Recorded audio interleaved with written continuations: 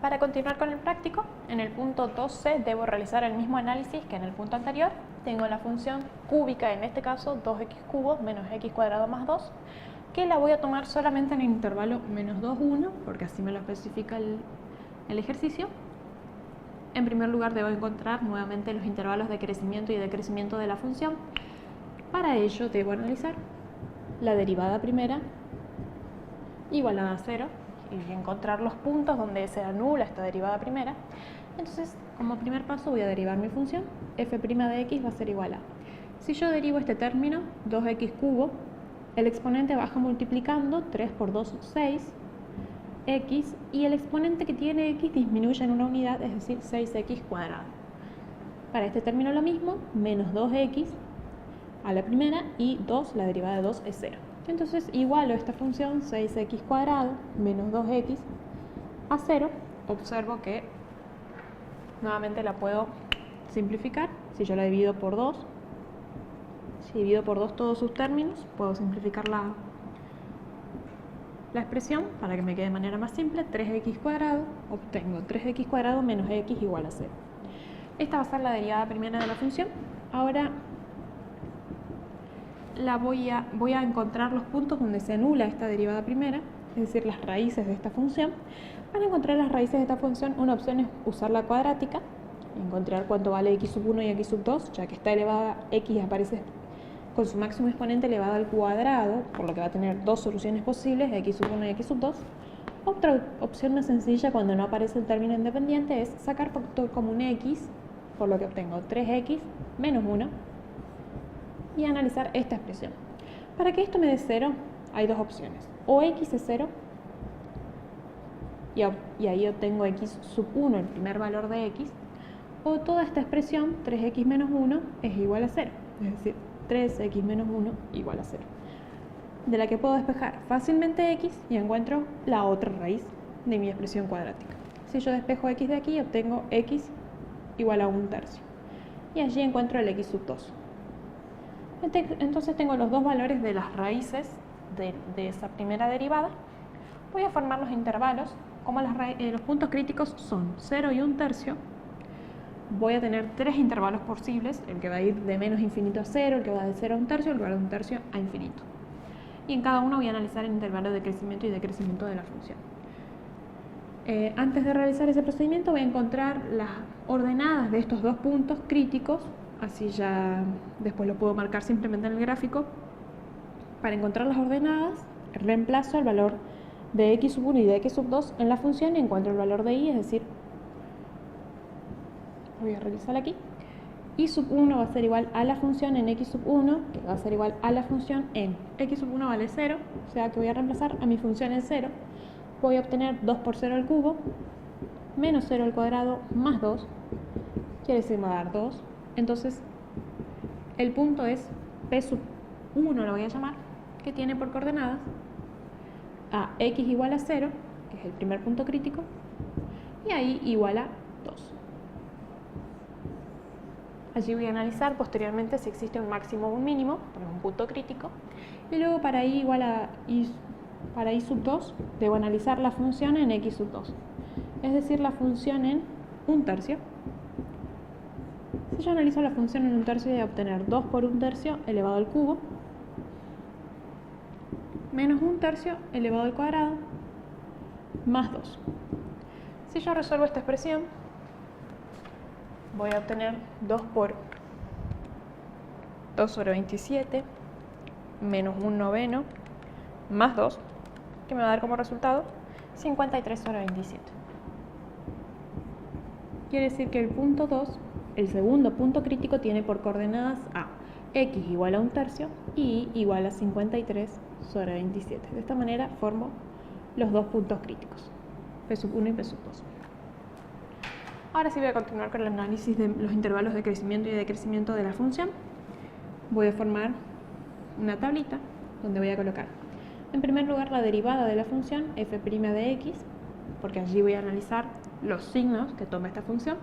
La derivada es esta, pero yo la simplifiqué, es 6x cuadrado menos 2x, simplificada obtuve esta expresión, 3x cuadrado menos x, también es válida. Los intervalos van a ir de menos infinito al primer punto crítico. El primer punto crítico es 0. Luego el espacio que va entre ambos puntos críticos, 0 a 1/3. Y por último, el último punto crítico a infinito positivo. Para cada intervalo voy a tomar un punto cualquiera y voy a analizar el signo que toma la derivada en esos puntos. Un punto que podría tomar de este intervalo, uno fácil, podría ser x igual a menos 1. Voy a analizar su signo aquí. De este podría ser, por ejemplo, igual a x igual a entre 0 y 1/3. 1/3 vale 0,3. Yo podría tomar, por ejemplo, 0,2, que es 1/5. Y de 1/3 infinito puedo tomar cualquier valor, por ejemplo, uno fácil, x igual a 1. Tomo cualquier punto que pertenezca a esos intervalos y analizo el signo que toma esos puntos en la derivada. Es decir, voy a reemplazar 3 por menos 1 al cuadrado menos 1. Es decir, 3 por menos 1 al cuadrado, estoy reemplazando el primer punto que tomé en la función, menos 1 me va a dar como resultado 4 positivo, anoto el signo, no me interesa el valor. Si yo tomo 1/5, voy a hacer 3 por 1/5 al cuadrado menos 1/5, que me va a dar como resultado 3 por 1/5 al cuadrado menos 1/5, me da un resultado negativo, menos 2 sobre 25, anoto sobre el signo. Y si tomo 1 voy a obtener 3 por 1 al cuadrado, es 3, menos 1, 2, positivo nuevamente. Quiere decir que la función toma valor positivo, negativo, positivo. Entonces, en este intervalo la función va a crecer porque toma un valor positivo, en este intervalo va a decrecer porque toma un valor negativo y en este intervalo va a crecer porque también toma un valor positivo. Quiere decir que al intervalo de crecimiento de la función voy a tener dos intervalos de crecimiento, el que va de menos infinito a 0 y el intervalo que va de 1/3 a infinito lo voy a denotar como unión, el intervalo 1/3 infinito, y allí tengo mi intervalo de crecimiento, y mi intervalo de decrecimiento va a estar dado por este intervalo que va de 0 a 1/3. Entonces tengo ambos intervalos, crecimiento y decrecimiento. Luego tengo que encontrar los extremos relativos, ya los encontré, son estos puntos, pero decir si son máximos o mínimos. Por el criterio de la primera derivada, yo ya podría estimar que, como la función primero crece y luego decrece, en este punto 0 podría llegar a haber un máximo, y como luego la función decrece y luego crece, en este punto 1/3 podría llegar a haber un mínimo. De igual manera lo voy a verificar con el criterio de la segunda derivada. Para ello voy a derivar nuevamente mi función, es decir, voy a encontrar f doble prima de x. Mi función derivada primera es 3x² menos x, esta función la vuelvo a derivar. El 2 baja multiplicando, 2 por 3, 6x, y la derivada de menos x es menos 1. Una vez que tengo la derivada segunda, la analizo en cada uno de los puntos críticos que obtuve, 0 y 1/3. Es decir, voy a analizar f doble prima en 0 por un lado, y voy a observar su signo, y f doble prima en 1/3, también voy a observar su signo. Si lo analizo en 0, voy a obtener 6 por 0 menos 1, que me da menos 1, que es un valor negativo. Eso me quiere decir que en ese punto va a existir, cuando es negativo, va a existir un máximo relativo. En el punto que tiene por coordenadas. El P1 es el punto que yo analicé que tiene por coordenadas, ya las calculé, 0 y 2. Ahora analizo para 1/3. Para 1/3 reemplazo en mi segunda derivada 6 por 1/3 menos 1. 6 por 1/3 me da como resultado 2 menos 1, que me da como resultado 1. Un valor mayor que 0, lo que me quiere decir que en ese punto va a existir un mínimo relativo en el punto correspondiente, P, que yo lo llamé P sub 2, de coordenadas 1/3, 53 sobre 27. Una vez que tengo todos los valores, los máximos, los mínimos, los intervalos de crecimiento y decrecimiento, voy a analizar gráficamente la correspondencia de la función con los valores obtenidos. Debo recordar que solamente la debo graficar entre menos 2 y 1.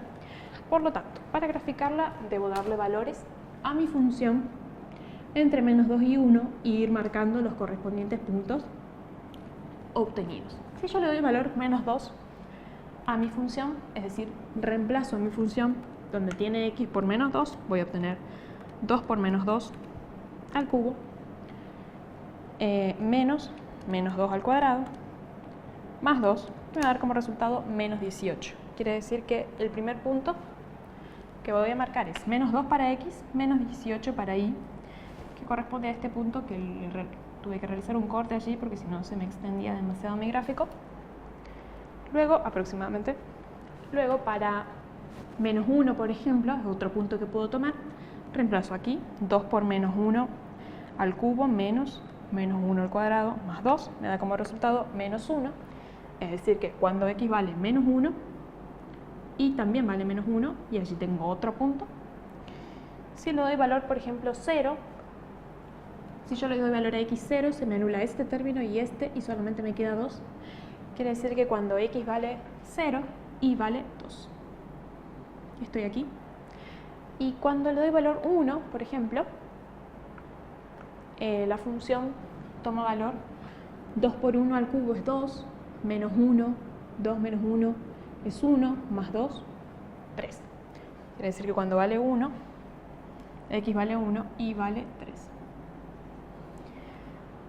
Voy a marcar también los puntos críticos que obtuve. El punto 1 era 0,2, mi primer punto crítico, punto 0,2, que corresponde a este, P sub 1.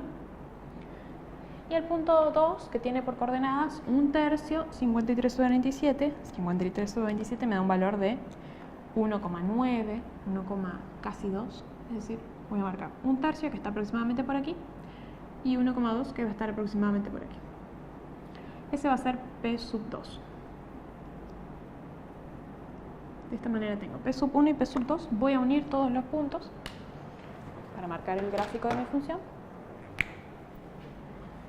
Como empieza desde menos 18, porque me pide que tome ese intervalo, no lo voy a extender más allá de menos 18. Empieza allí, sube hasta menos 1, luego continúa subiendo hasta 2, baja momentáneamente y vuelve a subir.